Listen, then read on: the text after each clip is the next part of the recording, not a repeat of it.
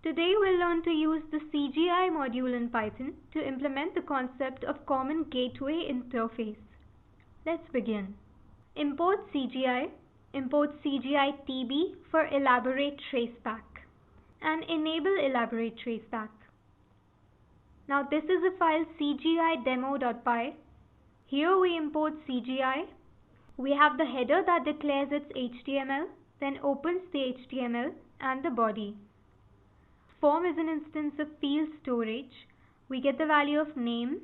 If it isn't empty, we store it in name and print hello name, have a nice day in size heading 1.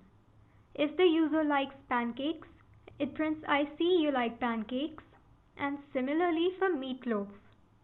Now this form suggests there are 4 inputs: name, pancake, meatloaf and submit. So this is what we get, this form here.